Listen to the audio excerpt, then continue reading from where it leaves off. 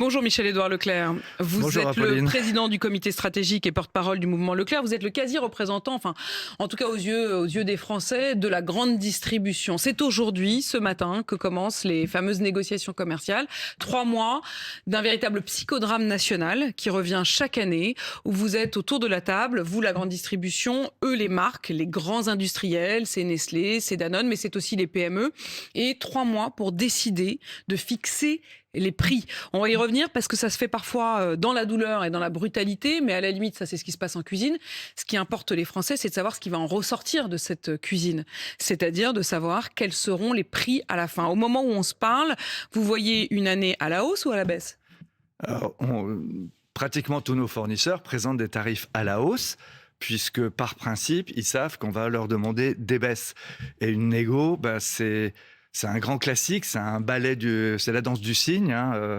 Faut arriver à Vous rester. dites que c'est une danse. Moi, j'ai quand même plutôt l'impression que c'est un bras de fer. Mais Non, il y a des fois non, c'est une danse. Non, faut savoir qu'il y a qu'en France que ça se passe comme ça. C'est-à-dire que toutes les grosses boîtes avec qui on est amené à discuter ne font ça qu'en France. C'est-à-dire que on prend le Thalys, on va à Bruxelles, on va à Francfort, on va au siège de Lidl, on va au siège de Aldi, on va au siège de Costco, on va aux États-Unis chez Walmart. Les mêmes, les Nestlé, les grandes marques internationales n'ont pas à monter comme ça sur l'estrade et à faire la danse du cygne. On négocie tout le temps. Mais en France, on est plus intelligent que les autres. Donc on a je sens que vous le dites avec une certaine ironie. Oui, parce que ça fait 40 ans que j'ai appris ça. Moi, je suis aussi président d'une école de commerce. Et quand j'apprends à des étudiants étrangers qui viennent à Neoma Business School, c'est-à-dire à Reims, à Paris ou à Rouen, comment se fait la négociation commerciale, ça les fait marrer de voir comment c'est en France, alors comment par rapport à chez eux, quoi, un Vietnamien, un Chinois, un Sud-Américain. Oui, mais Michel-Édouard Leclerc. C'est un classique, c'est du Molière. C'est-à-dire qu'il y a une forme de comédie, mais il y a aussi une forme de tragique. Parce que face à vous, bien sûr, vous avez des Nestlé, des Coca, des Danone qui ne sont pas impressionnés. Vous connaissez les règles du jeu, vous comme eux, et ça fait des années que vous pratiquez. Mais vous avez aussi face à vous des PME, des biscuiteries, des charcuteries locales, des plus petites marques, et qui disent de vous que vous les écrasez. C'est notamment ce que disait le président de l'ANIA il y a un an, qui disait la grande distribution nous écrase. Ouais, alors les gros disent ça, mais ça se passe plutôt bien avec les petits. Et en tout cas, l'intérêt de la charte... Vous avez signé une charte, ouais, tous ensemble, hier. Ouais. C'est-à-dire les marques, la grande distribution, une charte de bonne conduite, en quelque sorte, pour ces négos. Voilà. Est-ce que ça veut dire que cette année, ça va être différent, que tout le monde va bien s'entendre ? Ça va être différent, ça va être mieux qu'au Parlement, par exemple. Oui. C'est un joke, mais... Ça, je sens bien que vous vous dites, au fond, ils nous font la leçon, les politiques, mais enfin, ils ont qu'à regarder comment ça se passe dans l'hémicycle. Ouais. Mais enfin, quand même. Je fais pas le panneau ou le Mélenchon. Non, ça se passe... franchement, c'est plus dur d'être petit par rapport à un gros. Quand les marchés se retournent, ceux qui n'ont pas l'appui d'un système bancaire, ceux qui n'ont pas de trésorerie, c'est vachement dur pour eux. Vous avez vu le chocolat, il a comme par hasard augmenté de près de 55% ces 2 dernières années. Et là, il s'effondre. Donc, il y a de la spéculation. Quand vous êtes petit et que vous êtes dépendant d'un approvisionnement, c'est plus... On va y revenir très concrètement. Sur le prix du chocolat, sur le prix du café, sur le prix de la viande bovine qui explose aussi. Mais puisqu'on évoque cette fameuse charte, vous vous êtes donc tous mis d'accord et vous avez signé cette charte. Moi, je l'ai quand même lue, cette charte, elle est hallucinante parce que, pardon, mais quand on a besoin d'écrire noir sur blanc, je cite, que dans la mesure du possible, il faudrait respecter les horaires fixés pour les rendez-vous. Maintenir en toutes circonstances un climat de respect mutuel via une communication courtoise. Ça veut quand même dire en creux que jusqu'à présent, ce n'était pas le cas ? Ça veut dire... Non, c'est pas ça. Oui, ça pourrait dire ça vu de l'extérieur. Non, dans la réalité, seul le distributeur aujourd'hui était coupable. Quand l'administration faisait un procès... c'était vous les méchants. C'était nous les méchants. Et là, les industriels sont co-signataires de cette charte et donc ils sont co-responsables de la pratique. Oui, mais enfin, qui fait attendre c'est nouveau. Qui fait attendre pendant des heures, parfois, la petite biscuitière qui est venue spécialement de province pour venir négocier ? C'est quand même pas les industriels, c'est plutôt la grande distrib, Alors, en vrai. dans la réalité, ça se passe pas comme ça. Hein. Ok. C'est beaucoup par Internet, c'est beaucoup par mail. Cette idée qu'on est dans une cage. Enfin, franchement, Donc ça n'est pas un ring de boxe. À 74 ans, j'ai quand même vécu 40 ans de distribution. Ce n'est pas un ring de boxe, Michel-Édouard mais Leclerc. c'est l'intérêt, disons, de la pression exercée sur les distributeurs que de raconter ça. En tout cas, cette charte a le mérite, d'abord, que c'est un signal. C'est un signal qui a une volonté orchestrée par les pouvoirs publics ou les fédérations. Je pense que la Fédération du commerce, d'ailleurs, y est pour quelque chose. La deuxième chose, c'est égalité, égalité, sauf pour les PME qui passent devant. C'est-à-dire que les PME doivent être négociées avant les industriels. Et puis, il y a une autre information dans cette charte, c'est qu'on ne discute pas, c'était dans la loi déjà, mais on ne discute pas de la matière première agricole. C'est-à-dire que si la matière première agricole a augmenté, on accepte, pourvu qu'elle soit transparente. Il y a un plancher. On ne descend pas en dessous du prix de la matière agricole. Voilà. De ce point de vue-là d'ailleurs, et j'ai eu de nombreux témoignages sur RMC qui en témoignent, les agriculteurs eux-mêmes disent que leur vie reste très compliquée, mais ils sont quand même mieux rémunérés qu'il y a quelques années. De ce point de vue-là, la loi Egalim fonctionne. Le seul problème qu'on a, c'est que pour les produits transformés, et nous ne sommes pas les premiers acheteurs de produits agricoles. Nous sommes acheteurs de produits transformés, de biscuits, de confitures, etc. Et nous n'avons pas toujours la connaissance du prix de la matière. De ce qui s'est passé avant, voilà. C'est-à-dire entre l'agriculteur et l'industriel. Même quand c'est des coopératives, elles ne disent pas le prix forcément payé aux producteurs. C'est pour ça que, par exemple, pour nos marques de distributeurs, nous privilégions les contrats tripartites. Par exemple, j'achète des haricots verts, Leclerc achète des haricots verts à Bonduel, on les achète en même temps avec leurs producteurs. À Daucy, c'est pareil. Donc ça, c'est intéressant. Et dans ces cas-là, au lieu d'être juste industriel et grande distribution autour de la table, vous rajoutez l'agriculteur. Alors maintenant, ça ne change pas grand-chose. C'est-à-dire, on revient à votre question de départ. Là, on pensait avoir avec cette compétition entre Leclerc, Intermarché, Système U, Lidl. Parce que la guerre des prix, elle est relancée, on peut le dire. Non, c'est la concurrence. En France, on n'aime pas la concurrence, donc on dit la guerre des prix. Mais dans la réalité, si l'inflation a été vaincue, c'est pas par la politique monétaire, c'est pas par le bon vouloir du politique, c'est parce qu'il y a une concurrence accrue dans le monde de la distribution. Et franchement, mes concurrents ont bien joué le jeu. Je le dis. C'est fair play, ça castagne, mais Intermarché a repris par exemple des magasins Casino qui étaient jusqu'à 30% plus chers qu'un centre Leclerc. Rien que quand il le reprend, il baisse les prix. C'est pareil quand il va franchiser des Auchan, ce sera moins cher que le Auchan aujourd'hui. Quand Carrefour reprend des Cora, c'est pareil. Vous voyez, il y a aujourd'hui, il y a dans la distribution française, et notamment chez les indépendants, une volonté dans nos territoires d'être les moins chers. Quand on distingue les indépendants des autres, c'est la question aussi du rapport financier à l'entreprise.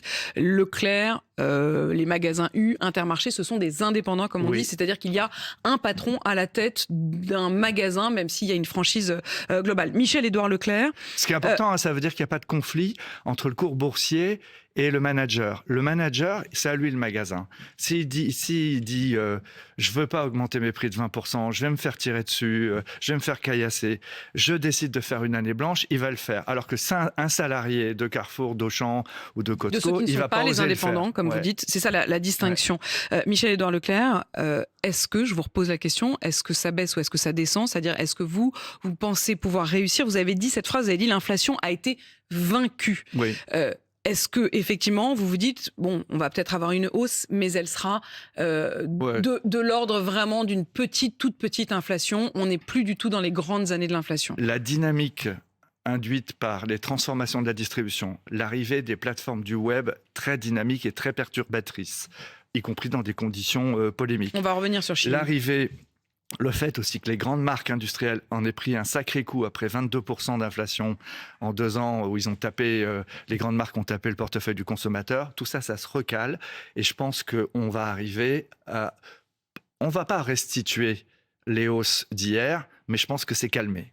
C'est calmé, même si on a le sentiment... Il y aura une inflation entre moins 0,1 et plus 0,1, quoi. Donc c'est vraiment quasiment, ça veut dire que les prix vont être stables cette année. Je pense. Vous pouvez nous dire cette année, et je me souviens que plusieurs mois avant, vous aviez été en mesure de dire à ce micro, lorsqu'on allait vers une inflation à 5%, vous étiez le premier à l'avoir dit avant même que ça ne soit visible, perceptible par le consommateur. Là, vous nous dites, si tout se passe bien, on reste à des prix stables. Ouais, je pense qu'on est parti pour ça. Alors, il y a des produits, ça va peut-être bouger, hein, mais on parle macroéconomiquement. Quand on parle globalement on vise la stabilité. De son caddie en entier, même si quand on regarde effectivement dans le détail, il y a 3 produits qui attirent mon attention ce matin. La question du café, la question du chocolat et la question de la viande de bœuf. Le café, est-ce que c'est pas en train de devenir un produit de luxe ? Il s'est fait beaucoup de yo-yo, quoi. Alors, il y a eu des conditions météo, il y a beaucoup de rationalité quand même derrière l'évolution du cours du café, ce que je sens moins derrière le chocolat. Chocolat, vous avez vu, ça n'a pas arrêté d'augmenter jusqu'à ces polémiques. Y aura-t-il du Lindt chez Leclerc Je vous pose la question, y aura-t-il du Lindt chez Leclerc ? Il y aura du Lindt chez Leclerc, mais il n'y aura pas forcément les paquets cadeaux à plus 55%. Attendez, prenons le temps. Vous êtes en train de me dire il y aura du Lindt chez Leclerc. Hein. Je vous ai répondu. Justement, vous avez répondu, mais un peu en loose. Vous aimez le chocolat, vous Michel-Édouard Leclerc, c'est à la fois pour Lindt d'ailleurs, parce que c'est quand même une grosse part de leur chiffre d'affaires dans vos rayons, mais aussi pour tous les consommateurs juste avant Noël. Il y aura du Lindt dans les rayons ? Il y aura du Lindt dans les rayons. Est-ce qu'il y aura du Lindt Noël dans les rayons ? Je ne sais pas. C'est pas fait. Ça se joue quand, là ? Maintenant ? Quand ils voudront. Ça veut dire quoi ? Ça veut dire que la balle est dans leur camp ? Ouais.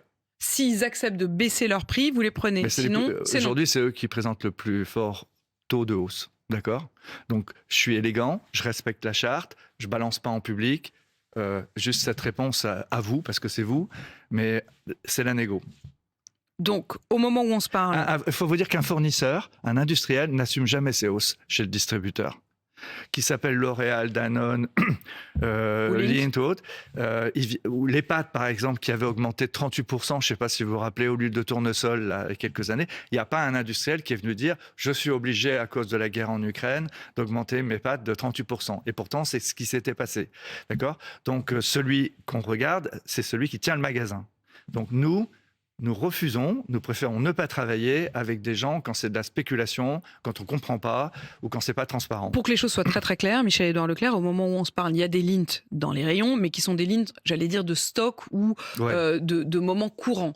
En revanche, normalement, là, on est à 3 semaines de Noël, c'est le moment où on voit en tête des rayons, des Lindt ou autres, ou des Kinder ou de je ne sais quoi, qui sont des calendriers de l'Avent, qui sont des chocolats spéciaux pour Noël, qui sont des coffrets de Noël. C'est cela que pour l'instant on ne trouve pas dans vos rayons. Je vois que vous aimez le chocolat. Disons que je suis en tout cas la ménagère de moins de 50 ans, responsable des achats, on peut le dire, ça c'est sûr. Et je l'ai bien vu. Concrètement, vous nous dites pas que c'est impossible. Non. Vous nous dites que la balle est dans leur camp, que si demain ou ce matin, ils viennent vous voir et ils disent « Ok, on va rester raisonnable, il y aura une hausse, mais qui sera comparable à celle des autres chocolatiers. » C'est-à-dire que Kinder, par exemple, ils vous ont fait augmenter leur prix, mais pas autant que Lindt. Tous les autres ont été raisonnables. Les autres ont été raisonnables. Ça, là, Donc on trouve des Ferrero Rocher, on trouve des Kinder, on trouve pas de Lindt. S'ils reviennent avec un prix on les accueille. Acceptable, vous les remettrez tout de suite, donc on les retrouverait demain ou après-demain dans les rayons. Ça serait à effet immédiat. Donc c'est pas complètement fermé. Non. Michel-Édouard Leclerc, voilà pour le chocolat. Ce que vous leur reprochez, c'est de jouer sur une spéculation réelle, c'est-à-dire que oui, le prix du chocolat a augmenté, mais de gonfler leur marge. Ils prennent leur mise, quoi. Bon, ok. Alors que nous, on pense que quand ils ont la taille qu'ils ont, alors je parle pas que de Lindt, je pense d'une grande multinationale comme la marque Lindt, ils ont la capacité, même si le cacao augmente, même si le café augmente, de lisser les choses, vous voyez ? Parce que c'est ça un peu, dans la période d'incertitude d'aujourd'hui, une PME, c'est sûr, elle a tendance à prendre sa mise en se disant, demain, je ne sais pas si je pourrais le faire. Mais une grande multinationale, elle peut amortir ça. Donc, les PME ont joué le jeu et Lindt ne joue pas le jeu. Je dis pas plus. J'ai bien compris. Michel-Édouard Leclerc. J'ai signé la charte. Hein. Vous avez signé la charte. Élégance, ouais, en tout cas au micro. Par contre, je peux vous dire un truc. Moi, de toute façon, mes collègues, on n'a pas l'intention de se laisser manger par la spéculation. C'est arrivé une fois. On n'était pas bien outillés. On avait demandé à tous les députés une commission d'enquête sur l'augmentation du prix exorbitant des conteneurs pendant le conflit en Ukraine, pendant le Covid. On a demandé des commissions d'enquête sur l'origine de l'inflation. Les députés n'ont pas mis ça à leur agenda, donc on s'est retrouvé tout seul et on a vaincu cette inflation tout seul dans la compétition avec nos collègues. On ne va pas y revenir. On va aller chercher des baisses. Je pense qu'entre les demandes de hausse des industriels et nos demandes de baisse, on va arriver à une stabilité, mais il faut qu'on demande des baisses. Michel-Édouard Leclerc, le carburant, il y a encore une hausse d'une taxe qu'on n'avait pas vraiment vu venir, une sorte de taxe sur la transition énergétique qui va reposer sur l'essence et le gaz. Est-ce que les prix vont augmenter? Est-ce que vous allez réussir à les retenir, les prix du carburant? Je sais pas. J'ai pas de, comme vous me l'avez dit un jour, j'ai pas de boule de cristal. Et non, il y a 3 variables sur le prix du carburant. Le prix de la matière brute. Ce qu'on fait de la matière brute, c'est-à-dire, moi je ne vends pas du pétrole brut, je vends du gasoil. Et si d'une tonne de pétrole brut, on a fait trop de kérosène, le gasoil, il en manque, hein, d'accord? Il y a le cours du dollar. Donc aujourd'hui, tous les jours, on a une société coopérative chez Leclerc qui achète du gasoil, par exemple, qui achète toutes les heures pratiquement du gasoil, qui achète toutes les heures du dollar. Et puis le reste, on vend des taxes. 70%, c'est des taxes. Donc ce là, dont il va y on parle avoir là, encore une petite taxe en plus. Est-ce que vous allez faire des prix coûtants là pour la fin de l'année? On sera le moins cher.